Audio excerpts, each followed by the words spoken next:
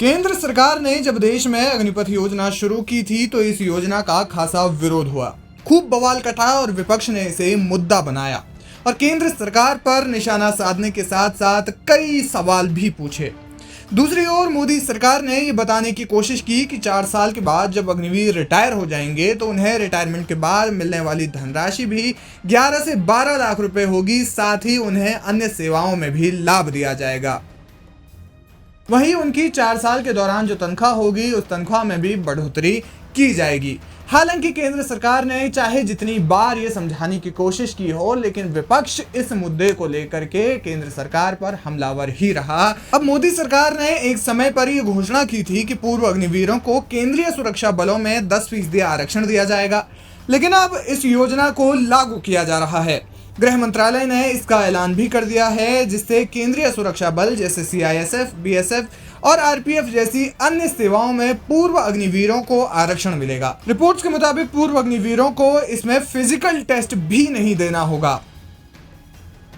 माना जा रहा है कि केंद्र सरकार का ये कदम बहुत महत्वपूर्ण है, क्योंकि 4 साल के बाद रिटायर हुए अग्निवीरों को सुरक्षा सेवाओं में शामिल होने का ये एक नया अवसर तो देगा ही, साथ ही वर्दी में देश सेवा करने की चाहत को भी मजबूत कर देगा, जिससे वे इन सेवाओं के लिए तैयारी कर सकेंगे और अपना बेहतरीन प्रदर्शन करेंगे।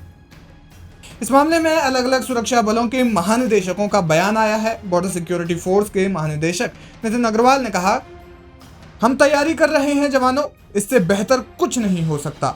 सभी बलों को इसका लाभ मिलेगा। पूर्व अग्निवीरों को भर्ती में 10% आरक्षण मिलेगा।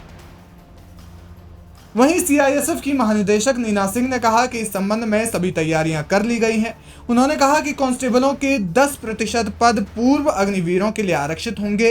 इसके अलावा उन्हें शारीरिक दक्षता परीक्षा में भी छूट दी जाएगी। माना जा रहा है कि इससे पूर्व अग्निवीरों को भर्ती प्रक्रिया में बड़ी राहत मिलेगी और उनकी योग्यता को सम्मान मिलेगा। केंद्रीय सुरक्षा बलों ने इसके लिए तैयारियां पूरी कर ली हैं। पिछले कई महीनों से इस योजना पर काम चल रहा था। जैसे ही अर्धसैनिक बलों में नियुक्तियों के लिए नोटिफिकेशन जारी किया जाएगा, उसी के साथ भर्तियों में एक सीमित संख्या के पद पूर्व अग्निवीरों के लिए सुरक्षित किए जाएंगे, जिसके माध्यम से वे भर्ती प्रक्रिया में भाग ले सकते हैं।